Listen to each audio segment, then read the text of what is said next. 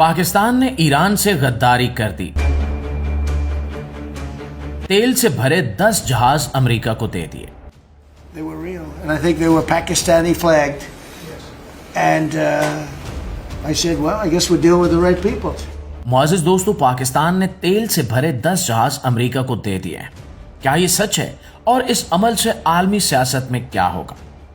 हालिया दिनों में ऐसी खबरें सामने आई जिन्होंने सबको चौंका दिया। दावा किया गया है कि तेल से भरे कई जहाज आबनाए हरमज से गुजरे हैं और इन जहाजों पर पाकिस्तानी परचम लगा हुआ था।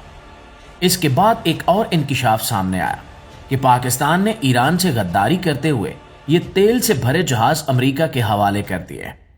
जैसे ही ये खबर आलमी मीडिया में आई तो दुनिया भर की नजरें इस खबर पर चमकी, क्योंकि अगर वाकई पाकिस्तान इस तरह का कदम उठाता है तो ये कोई आम बात नहीं है, बल्कि आलमी सियासत में एक बड़ा इशारा हो सकता है। इब्तिदा में कहा गया कि ऐसे 8 बड़े ऑयल टैंकर जहाज इस मिशन का हिस्सा थे, लेकिन बाद में कुछ रिपोर्ट्स में यह तादाद बढ़कर 10 बताई गई है।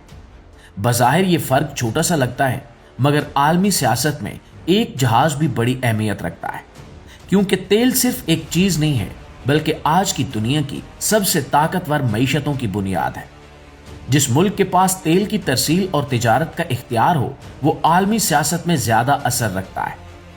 जब ये खबर फैली कि पाकिस्तानी परचम वाले जहाज तेल लेकर जा रहे हैं तो बहुत से माहिरीन हैरान रह गए। कुछ ने इसे पाकिस्तान का मास्टर स्ट्रोक भी करार दिया कि अगर वाकई पाकिस्तान ने इस तरह की बड़ी तरसील की है तो इसके कई मतलब हो सकते हैं। एक मतलब ये कि पाकिस्तान आलमी तवानाई की सियासत में अपना किरदार बढ़ाना चाहता है। दूसरा ये कि पाकिस्तान अपनी सिफारती ताकत को दुनिया के सामने ला रहा है। और तीसरा ये कि पाकिस्तान शायद किसी बड़े आलमी मुआहदे का हिस्सा बनने जा रहा है, क्योंकि तारीख गवाह है कि कई बार समंदर में चलने वाले जहाज सिर्फ तिजारत नहीं बल्कि सियासत का पैगाम लेकर भी जाते हैं।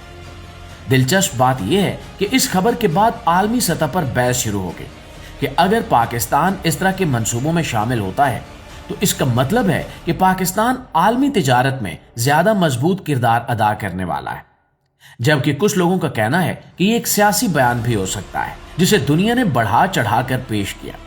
लेकिन एक हकीकत से इनकार मुमकिन नहीं है कि इस खबर ने पाकिस्तान का नाम आलमी खबरों में नुमायां कर दिया है।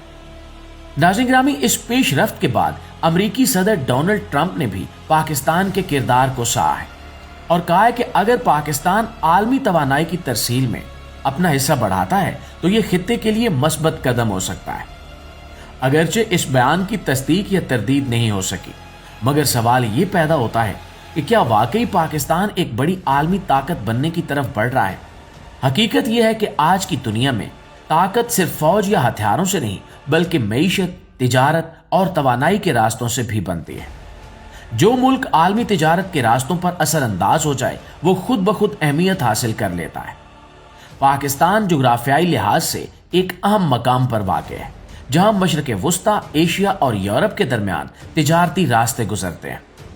इसी वजह से अगर पाकिस्तान तेल या तवानाई की आलमी तरसील में फाल किरदार अदा करता है तो ये इसके लिए बड़ा मौका हो सकता है।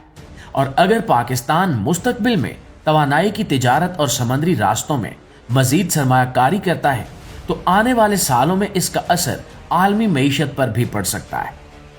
इस खबर को कुछ लोग पाकिस्तान की बड़ी सिफारती चाल करार दे रहे हैं, क्योंकि आलमी सियासत में बाज औकात एक कदम पूरी दुनिया की तवज्जो हासिल कर लेता है।